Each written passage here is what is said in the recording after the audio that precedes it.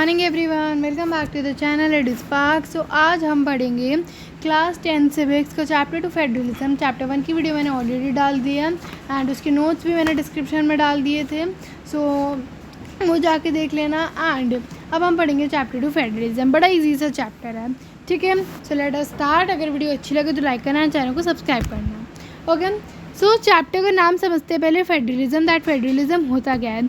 सो हम चैप्टर 1 में पढ़ के आए थे दैट एक ऐसा सिस्टम गवर्नमेंट का जिसके या तो दो लेवल या मोर देन 2 लेवल होते हैं, उसे हम कहते हैं फेडरलिज्म, उसे हम कहते हैं फेडरल स्ट्रक्चर, ठीक है। या तो दो या दो से ज़्यादा। So a system of government in which power divide होती है एक सेंट्रल अथॉरिटी के बीच में, उसको और उसकी कुछ कॉन्स्टिट्यूएंट यूनिट्स होती है, उसकी भी कुछ कॉन्स्टिट्यूएंट यूनिट्स होती है। सेंट्रल गवर्नमेंट की कुछ ऐसी यूनिट्स होती है जो कि उसके अंडर काम करती है। एंड यूजुअली एक फेडरेशन सिस्टम के जहाँ पर फेडरल स्ट्रक्चर फॉलो होता है उसके 2 लेवल ऑफ गवर्नमेंट होते हैं यूजुअली, लेकिन मोर देन 2 भी हो सकते हैं क्योंकि ये भी फेडरलिज्म के डिफाइन में आता है, ठीक है। अब हमारा एक होता है यूनिटरी सिस्टम, एक होता है फेडरल सिस्टम।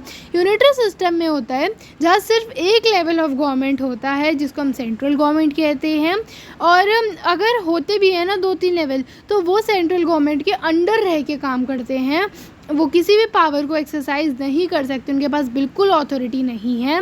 और सेंट्रल गवर्नमेंट जो उनको ऑर्डर पास करेगी उन्हें उसको ही देखते हुए काम करना है, वो अपनी मर्ज़ी से कोई डिसीज़न नहीं ले सकते। इधर सेंट्रल गवर्नमेंट सुप्रीम होती है, जितने भी एडमिनिस्ट्रेशन को लेकर डिसीज़न होते हैं वो काम सिर्फ सेंट्रल गवर्नमेंट के हाथ में ही होता है, या जो सेंट्रल गवर्नमेंट ने उन्हें पावर दी है वो सिर्फ वही एक्सरसाइज कर सकते हैं, ठीक है। ये हमारा हो गया यूनिटरी सिस्टम जहाँ पर सिर्फ एक लेवल ऑफ गवर्नमेंट होता है, या होता है तो वो उसके सबऑर्डिनेट होता है, ठीक है। फेडरल सिस्टम में या तो 2 या 2 से ज़्यादा लेवल ऑफ गवर्नमेंट, इसमें सेंट्रल गवर्नमेंट कुछ भी नहीं कह सकता, कुछ भी कह दिया स्टेट गवर्नमेंट को, स्टेट गवर्नमेंट को फॉलो करना है। स्टेट गवर्नमेंट के पास अपनी खुद की पावर भी है एंड वो सबऑर्डिनेट नहीं है, सेंट्रल गवर्नमेंट को आंसरेबल नहीं है, ठीक है। तो अब हमने अगर हम जो चैप्टर 1 में हमने स्टोरी पढ़ी थी बेल्जियम और श्रीलंका की, हम उधर जाए तो हमने देखा था दैट क्या क्या कॉन्स्टिट्यूशन के जो बेल्जियम का कॉन्स्टिट्यूशन था उसमें क्या क्या चेंजेस आए थे, उसमें क्या क्या एकोमोडेशन आए थे, जिसमें से एक चेंज हमारा था कि कैसे सेंट्रल गवर्नमेंट की पावर्स को कम करा था और उसे दे दिया था स्टेट गवर्नमेंट को, ठीक है। और रीजनल गवर्नमेंट भी बेल्जियम में एग्जिस्ट करती थी, लेकिन उनके पास या तो पावर थी नहीं या थी तो बहुत ज़्यादा कम थी, है ना। तो यही चीज़ है इधर भी, दैट यूनिटरी गवर्नमेंट में या तो सेंट्रल अथॉरिटी होती है या उसके सिर्फ वही होती है, या होती है सब यूनिट्स होती है जो उसके सबऑर्डिनेट होती है। अब हम पढ़ेंगे फीचर्स ऑफ फेडरलिज्म। हमें कैसे पता चलता है दैट हमारा एक कंट्री फेडरलिज्म एक फेडरल स्ट्रक्चर फॉलो करता है, फेडरलिज्म के प्रिंसिपल फॉलो करते हैं। सबसे पहला है दैट फेडरलिज्म की डिफाइन से ही आता है दैट ये उसके 2 या 2 से ज़्यादा लेवल ऑफ गवर्नमेंट है तो वो फेडरलिज्म है। सेपरेट जेरिस्डिक्शन होता है बच्चा एक पर्टिकुलर एरिया जिसके ऊपर किसी की लीगली अथॉरिटी होती है, जिसके पास उसकी लीगल अथॉरिटी होती है, तो सेपरेट जेरिस्डिक्शन। इसका मतलब क्या होता है that different tyre of government है वो सेम सिटीज़न को गवर्न करते हैं, लेकिन उनकी जो जेरिस्डिक्शन होती है वो सेम होती है एडमिनिस्ट्रेशन के, टैक्सेशन के, लेजिस्लेशन इनके मैटर्स को लेकर। और जो इनकी जेरिस्डिक्शन होती है या टाइप्स ऑफ गवर्नमेंट की वो कॉन्स्टिट्यूशन में मेंशन्ड है, ठीक है। तो कॉन्स्टिट्यूशन क्लियरली मेंशन करता है इनकी पावर को जो कि कॉन्फ्लिक्ट को रोके रखती है, ठीक है। सो ये किस में मेंशन है, कॉन्स्टिट्यूशन में स्पेसिफाइड है। नेक्स्ट, कॉन्स्टिट्यूशन में जो प्रोविजंस है वो कोई भी गवर्नमेंट अलोन चेंज नहीं कर सकती कि स्टेट गवर्नमेंट ने कहा तो जी चेंज हो जाएगा कॉन्स्टिट्यूशन प्रोविजन, या सेंट्रल गवर्नमेंट उसके पास भी अथॉरिटी है लेकिन वो भी ऐसे चेंज नहीं कर सकती। अगर आपको इंपॉर्टेंट कॉन्स्टिट्यूशनल चेंजेस लाने हैं तो आपको दोनों सेंट्रल और स्टेट गवर्नमेंट का अप्रूवल चाहिए होगा, जिससे पावर की मिसयूज़ ना होए, ठीक है।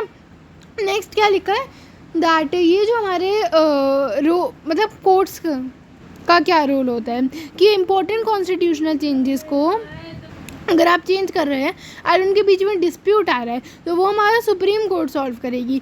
कोर्ट ही कॉन्स्टिट्यूशन में इंटरप्रेट कर सकती है, इंटरफेयर कर सकती है supreme court. And highest court एक अंपायर की तरह एक्ट करता है, प्रिवेंट करता है मिसयूज़ ऑफ पावर, कोई भी गवर्नमेंट मिसयूज़ ना करे पावर की। एंड इंडिया ये रोल प्ले करता है सुप्रीम कोर्ट ऑफ इंडिया, क्योंकि हाईएस्ट कोर्ट होता है। नेक्स्ट क्या है हमारा, दैट हर एक लेवल ऑफ गवर्नमेंट के पास अपने खुद के रिवेन्यू के सोर्सेज होते हैं, सो दैट वो इंडिपेंडेंटली वर्क कर सकते हैं। उनके ऑलरेडी स्पेसिफाइड होते हैं कि कौन सी गवर्नमेंट के पास कहाँ से रिवेन्यू आएगा, जो कि उनकी फाइनेंशियल इंडिपेंडेंस को मतलब शो करती है।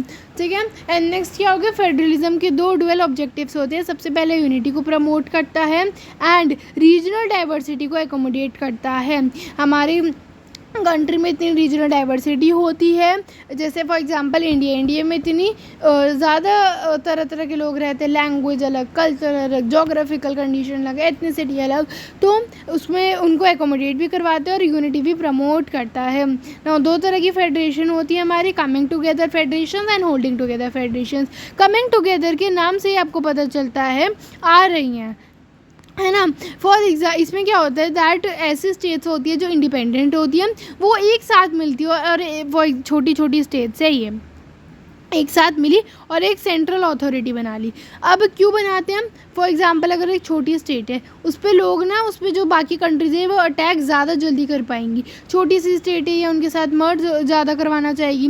लेकिन अगर एक बड़ी बन जाएगी तो जैसे कहते हैं एकता में बल है, तो उससे सिक्योरिटी इंक्रीज़ होएगी, इकॉनमी इंक्रीज़ होएगी और पॉलिटिकल इन्फ्लुएंस भी बढ़ेगा, यूनाइट हो गए।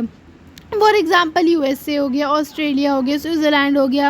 अब इसको आप एग्जाम्पल देखो, जितने ज़्यादा एग्जाम्पल उतने ज़्यादा मार्क्स, तो इसे आप कैसे याद रख सकते हो, USA से याद रखो, USA, स्विट्ज़रलैंड, ऑस्ट्रेलिया। ठीक है। हर एक स्टेट के पास अपनी खुद की पावर होती है और इधर सेंट्रल गवर्नमेंट के पास इतनी पावर नहीं होती, स्टेट गवर्नमेंट के पास पावर होती है। सेंट्रल गवर्नमेंट जो स्टेट गवर्नमेंट ने डिसीजन लिया है उसे डिसमिस नहीं कर सकती है। ठीक है। फिर आ जाते हैं होल्डिंग टुगेदर। होल्डिंग टुगेदर में एक लार्ज कंट्री डिसाइड करती है कि वो अपनी पावर को डिवाइड करेगी स्टेट्स में। ठीक है। तो उधर क्या था, बेसिकली स्टेट्स मिलके एक क्या बना रही थी, सेंट्रल अथॉरिटी बना रही थी। इधर क्या करेंगी, कई सारे मतलब जो कंट्री है एक, वो बनाएंगी कई सारी छोटी छोटी स्टेट्स। ठीक है। For example India, Belgium, Spain, इन्होंने ये तो करा है जिससे इनका जो डाइवर्स पॉपुलेशन है वो कंट्रोल हो सके, डाइवर्स कल्चर कंट्रोल हो सके, मैनेज हो सके।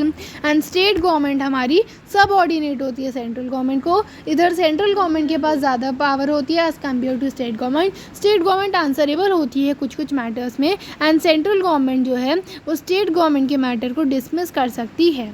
ठीक है। ये थे फीचर्स ऑफ फेडरलिज्म। अब हम मतलब इंडिया एक फेडरल कंट्री हमें पता है, अब हम इन प्रिंसिपल्स को अप्लाई करेंगे इंडिया पे और देखेंगे क्या इंडिया एक फेडरल कंट्री है या नहीं।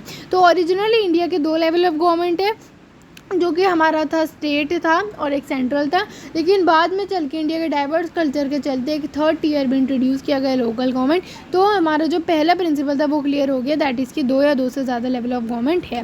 अब ये तीन लिस्ट को कंटेन करते हैं, यूनियन लिस्ट, कॉन्करेंट लिस्ट और स्टेट लिस्ट। यूनियन लिस्ट होता है जो सेंट्रल गवर्नमेंट डील करती है, जिस साथ यूनियन गवर्नमेंट डील करती है, जो कि हमारे नेशनल इंपॉर्टेंस के सब्जेक्ट्स होते हैं। फॉर एग्जांपल डिफेंस हो गया, या बाकी कंट्रीज़ के साथ आपका रिलेशन, फॉरेन अफेयर्स हो गया, बैंकिंग, कम्युनिकेशन, करेंसी, ये यूनियन गवर्नमेंट डील करती है और सिर्फ यूनियन गवर्नमेंट ही इनके ऊपर लॉज बना सकती है। फिर आ जाता है स्टेट लिस्ट पे, जिसमें सिर्फ स्टेट गवर्नमेंट ही इनके ऊपर डिसीजन लेती है और ये सब्जेक्ट्स होते हैं जो स्टेट या लोकल इंपॉर्टेंस के होते हैं। For example agriculture, police, trade, ये सब।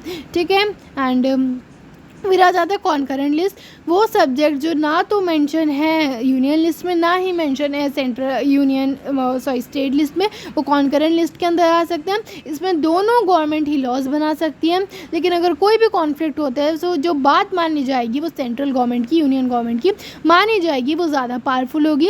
एंड इधर क्या आ जाता है education, marriage, forest, trade unions, ये सब। ठीक है। अब आ जाते हैं बड़ा इंपॉर्टेंट रेसिड्यूरी पावर्स क्या होती है। तो कुछ सब्जेक्ट्स इन तीनों ही लिस्ट में इन्वॉल्व नहीं थे जो अभी आया। फॉर एग्जांपल जब कॉन्स्टिट्यूशन बना था तो उस टाइम पे इतनी क्या तरक्की हो गई थी कि कंप्यूटर सॉफ्टवेयर आ गया था, टेक्नोलॉजी आ गई थी, नहीं हुई थी ना। तो ये सब्जेक्ट्स उन लिस्ट में मेंशन नहीं है, जैसे कंप्यूटर सॉफ्टवेयर, टेक्नोलॉजिकल मैटर्स। तो ये हमारे रेसिड्यूरी पावर्स होते हैं, रेसिड्यूरी सब्जेक्ट्स में आते हैं, ठीक है। इनके ऊपर से यूनियन गवर्नमेंट लॉज बनाती है। नाउ कुछ ऐसे स्टेट्स हैं जिनको स्पेशल पावर दी गई है उनकी हिस्टोरिकल, जोग्राफिकल या सोशल कंडीशन को देखते हुए, या तो वो पॉपुलेशन वाइज वीक है या तो वो थोड़ी वीक स्टेट है, उसको देखते हुए उनको स्पेशल पावर दी गई है। फॉर एग्जांपल असम, अरुणाचल प्रदेश, मिजोरम, नागालैंड, ये सब ये स्पेशल राइट्स को एंजॉय करते हैं किस आर्टिकल के अंडर? 371 आर्टिकल के अंडर, ठीक है। नाउ आर्टिकल 371 में क्या है? दैट प्रोटेक्शन है ट्राइबल लैंड की। और क्या है? फॉर एग्जांपल क्या करते हैं मीरामीन लोग, क्या करते हैं? फॉर एग्जांपल अगर हम एक स्टेट ए को लेट कर लेते हैं, ठीक है, वो थोड़ी वीक स्टेट है, तो उसे गवर्नमेंट क्या देगी? स्पेशल पावर देगी। तो अमीर लोग क्या करते हैं? उधर सस्ते दाम होंगे तो प्रॉपर्टी खरीद के रख लेते हैं, जिससे उधर के लोगों में कॉन्फ्लिक्ट होते हैं प्रॉपर्टीज़ को लेकर। तो इस मतलब ये तो कोई चारा ही नहीं हुआ ना, ऑप्शन ही नहीं हुआ। तो इसलिए क्या करते हैं जो गवर्नमेंट है उन्होंने एक लॉ इंश्योर किया दैट लोग बाकी स्टेट से आकर इधर लैंड नहीं खरीद सकते हैं, ठीक है। इधर यही चीज़ लिखी गई है दैट ये जो स्पेशल पावर्स होती है ये इंजॉय करते हैं, जैसे प्रोटेक्शन होती है इनकी लैंड की, ट्राइबल लैंड की, एंड उनके कल्चर, उनकी जो प्रेफरेंशियल एम्प्लॉयमेंट होती है उधर उनकी प्रोटेक्शन होती है। एंड इंडियंस जो उधर के परमानेंट रेसिडेंट्स नहीं हैं, जो सिर्फ उधर कुछ टाइम के लिए आए हैं या दूसरी स्टेट से वो उधर लैंड या हाउस नहीं ले सकते हैं, ठीक है ना। यूनियन टेरिटरीज़, तो कुछ ऐसे रीजन्स थे जब इंडिपेंडेंस हुई थी हमारी कि वो बहुत छोटे थे, ना तो हम उन्हें स्टेट्स बना सकते थे और ना ही हम उन्हें मर्ज कर सकते थे उनके कल्चर डाइवर्सिटी के वजह से या कोई और प्रॉब्लम्स के वजह से, ठीक है। तो वो हमारी यूनियन टेरिटरीज़ के अंदर ला दी गई। एंड ये जो है फॉर एग्जांपल चंडीगढ़, लक्षद्वीप, दिल्ली, उनके पास कुछ पावर है, they have fewer powers than state. And उन्हें मेनली कौन कंट्रोल करते हैं? They are controlled by the central government. इधर सेंट्रल गवर्नमेंट लिख दो, ये थोड़ी सी गलती हो गई है। They are mainly controlled by the central government, ठीक है। तो आपको स्पेशल लॉज वाला भी समझ में आ गया आई होप। नाउ जो पावर की डिवीज़न होती है सेंटर और स्टेट के बीच में, वो ईज़िली कोई भी चेंज नहीं कर सकता। और अगर आपको उनकी पावर के बीच में चेंज लाना है तो दोनों लोकसभा और राज्यसभा के हाउसेज में से 2/3 ऑफ मेजॉरिटी एग्री करनी चाहिए and at least half of state legislator उन्हें अप्रूव करना चाहिए, ठीक है। अब जुडिशरी का क्या रोल है? तो जुडिशरी बेसिकली कॉन्स्टिट्यूशन को प्रोटेक्ट करती है, और अगर कोई भी डिस्प्यूट आ रहा है या सेंट्रल या स्टेट गवर्नमेंट के बीच या सिटीजन्स के बीच, तो उसको कौन सॉल्व करेगा? जुडिशरी सॉल्व करेगा। और इम्पॉर्टेंट कोर्ट्स क्या है? Supreme court, high court mostly ये डील करते हैं, ये डिसीजन लेते हैं और कॉन्स्टिट्यूशन को प्रोटेक्ट करते हैं। ये कॉन्स्टिट्यूशन में इंटरप्रेट कर सकते हैं एंड इनके पास इस चीज़ की पूरी पावर होती है, ठीक है। Now financial powers. So children both जो यूनियन गवर्नमेंट होती है और स्टेट गवर्नमेंट होती है, ये दोनों जो है कलेक्ट कर सकती है taxes to perform their responsibilities, अपनी रिस्पॉन्सिबिलिटीज़ को परफॉर्म करने के लिए। And it give them financial independence, इसलिए इधर फाइनेंशियल इंडिपेंडेंस उन्हें मिलती है। नाउ अब अगर हम देखें इंडिया में फेडरलिज्म प्रैक्टिस कैसे होता है, तो जो हमारा इंडिया में फेडरलिज्म आया वो कॉन्स्टिट्यूशनल प्रोविजंस की वजह से नहीं आया, उसके वजह से भी आया, लेकिन सिर्फ उसके वजह से भी नहीं आया। लोगों की इच्छा थी एक साथ रहने की, डेमोक्रेटिक पॉलिटिक्स की वजह से आज वो एक साथ रह रहे हैं और फेडरलिज्म प्रैक्टिस हो पा रहे हैं। अब उनमें से एक है लिंग्विस्टिक स्टेट्स। ये हमारा जो स्टेट्स को जब हम क्रिएट करते हैं on the basis of language, ये पहला मेजर टेस्ट था इंडियन डेमोक्रेसी का। और 1947 की इंडिपेंडेंस के बाद कई सारी ऐसी नॉन हिंदू स्पीकिंग स्टेट्स थी, स्पेशली तमिलनाडु, जो कि स्ट्रांगली अपोज थी इसके कि नहीं, ऐसे on the basis of language states नहीं बननी चाहिए। And central government, just a minute children, इधर थोड़ा सा ना गड़बड़ हो चुका है, जस्ट अ मिनट, इधर एक चीज़ रह गई है, वो मैं आपको इधर ही समझाती हूँ, वो वरना जो मैं नोट्स डालूँगी डिस्क्रिप्शन में उसमें अपलोडेड होंगे। अभी मैं आपको जस्ट ऐसे समझा देती हूँ दैट जब 1947 में इंडिपेंडेंस हो जाती है तो कई सारी ऐसे स्टेट्स जिनकी बाउंड्रीज चेंज हुई, कई सारी ओल्ड स्टेट्स को वैनिश कर दिया गया, कई सारी नई स्टेट्स क्रिएट की गई।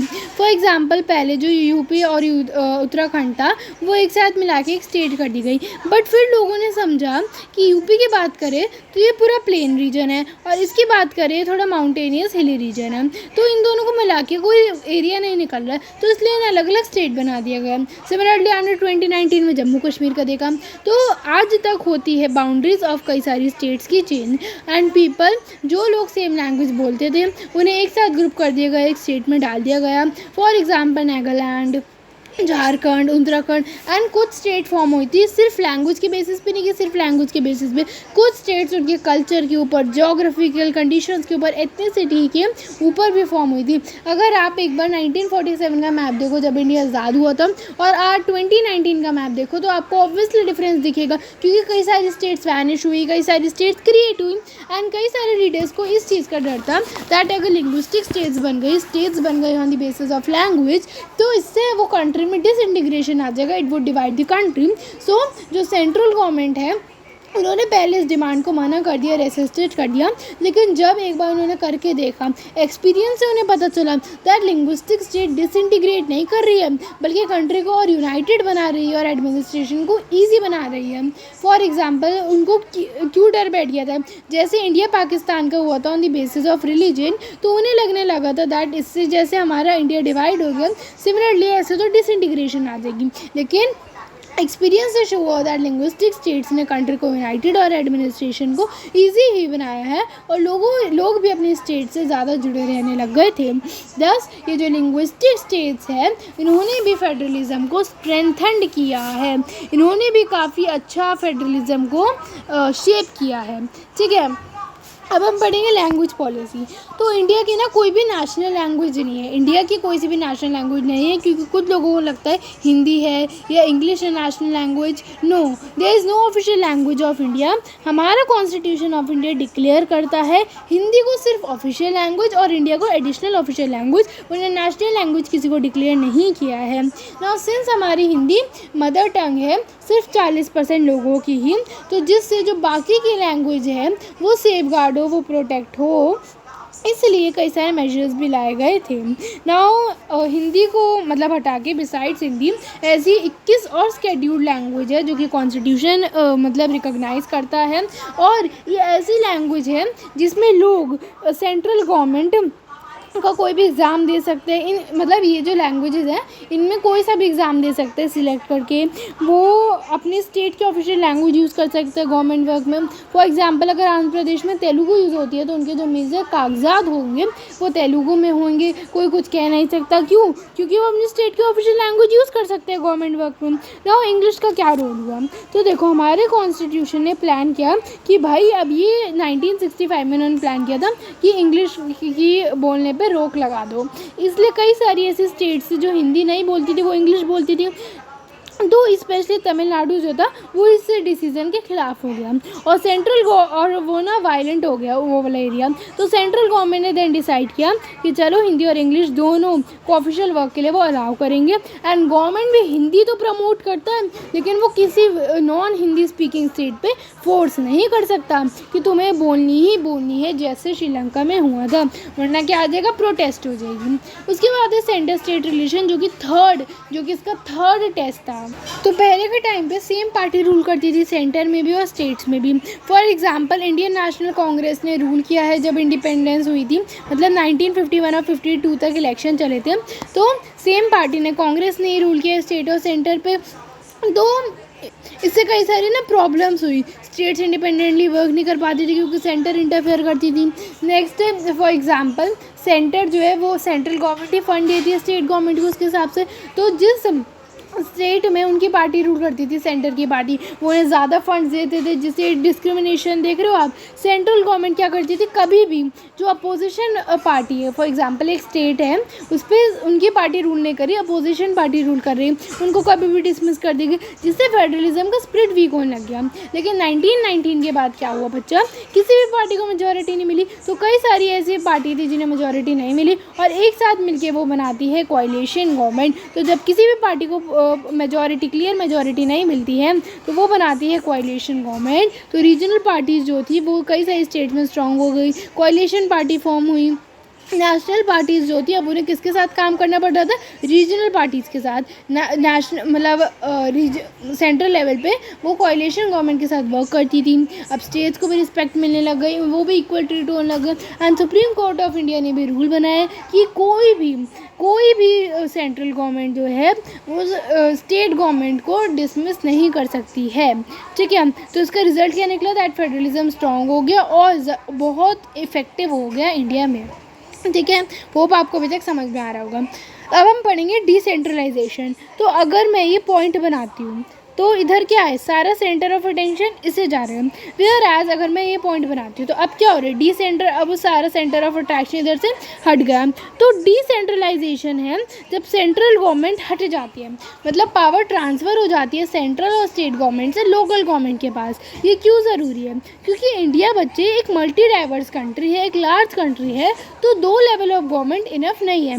मैंने आपको बताया था कि फेडरलिज्म में 2 या 2 से ज़्यादा लेवल ऑफ गवर्नमेंट होते हैं, मतलब स्ट्रक्चर होता है। तो इंडिया के 3 के हैं, वो मैं आपको बाद में पढ़ाऊंगी। तो यही टॉपिक है दैट 2 लेवल ऑफ गवर्नमेंट इतनी बड़ी कंट्री को रन करवाने के लिए इनफ नहीं है। स्टेट्स बहुत लार्ज है, उनकी कई सारी लोकल प्रॉब्लम्स है, तो पावर को शेयर किया गया है एक 3rd लेवल ऑफ गवर्नमेंट के साथ भी, जो कि थी लोकल गवर्नमेंट। नाउ क्या इंपॉर्टेंस था इसका, तो देखो फॉर एग्ज़ाम्पल अगर एक विलेज है, उधर पानी की कमी रहती है, उधर हफ्ते में सिर्फ 3 बार पानी आता है, तो क्या उधर बैठे बैठे ये बात प्राइम मिनिस्टर को या एक सेंट्रल लीडर को समझ में आएगी? बिल्कुल भी नहीं आएगी, क्योंकि वो उधर रहते ही नहीं।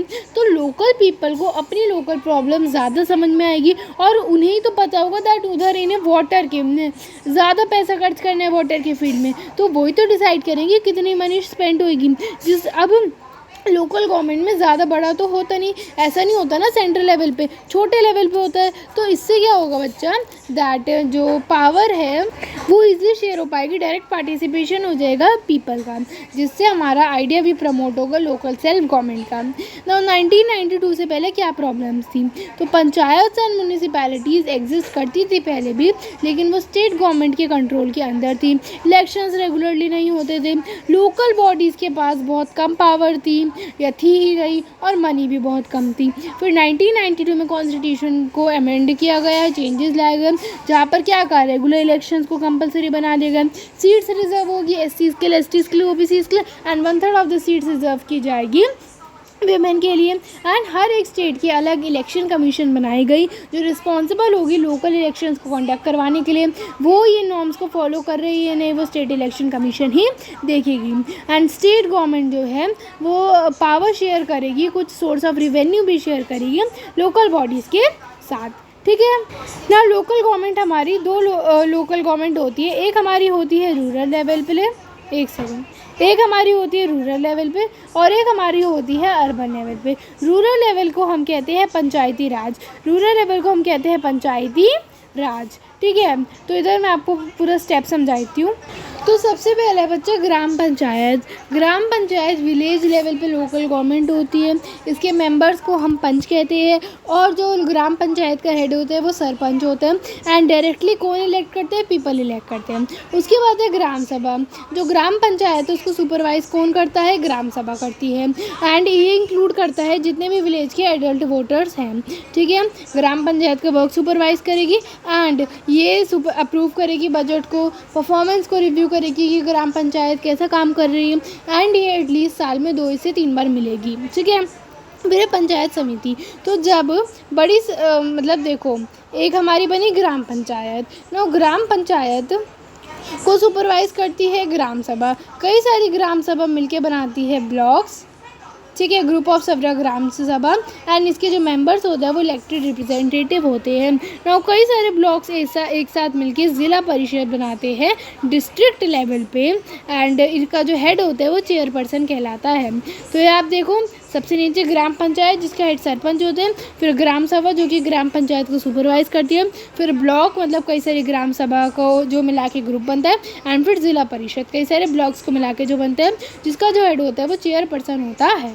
ठीक है, अब हम बात कर रहे हैं अर्बन लोकल गवर्नमेंट की। तो जो छोटे छोटे कस्बे होते हैं, टाउन्स होते हैं, उधर म्यूनिसिपैलिटी होती है जिसका हेड होता है म्यूनिसिपल चेयरपर्सन, एंड बड़ी बड़ी सिटीज़ की बात करें उधर म्यूनिसिपल कॉरपोरेशन चलती है जिसका हेड मेयर होता है। नाउ लोकल गवर्नमेंट्स का इम्पोर्टेंस क्या है, तो ये हमारा डेमोक्रेसी का लार्जेस्ट एक्सपेरिमेंट था जो कि किया गया था, एंड इससे जो विमेन का पार्टिसिपेशन है वो इंक्रीज़ हुआ, एंड डेमोक्रेसी इंडिया में आई, इंडिया में डीप किया उसका मीनिंग को। एंड अब अभी लेकिन अभी धीरे धीरे करके आ रही है कई जगह, लेकिन अभी भी कुछ प्रॉब्लम है, जैसे ग्राम सभा मीटिंग्स रेगुलरली नहीं होती है, स्टेट गवर्नमेंट ने इतने फंड्स और पावर्स नहीं दिए हैं, और ट्रू सेल्फ गवर्नमेंट अभी भी फुली अचीव नहीं हुई है। But India is hoping that धीरे धीरे करके वो एक full best model of democracy बनेगा। अभी भी वो है लेकिन और ज़्यादा काम करेगा, और ये देखो जो प्रॉब्लम्स है इस पे भी ये भी काम कर रहे हैं। तो होप आपको चैप्टर समझ में आया होगा। वीडियो अच्छी लगी तो लाइक करना, चैनल को सब्सक्राइब करना। चैप्टर समझ में आया हो तो भी वीडियो को लाइक करना, शेयर करना अपने दोस्तों को, एंड डिस्क्रिप्शन में नोट्स दे रखे होंगे वो देख लेना। ये मेरे टोटली सेल्फ मेड नोट्स होते हैं, मैं खुद बनाती हूँ इन्हें रिसर्च करके, एंड ये एकदम NCERT की लाइन बाय लाइन को कवर करते हैं, एंड जो चेंजेस है वो भी आपको डिस्क्रिप्शन वाले नोट्स में मिल जाएंगे।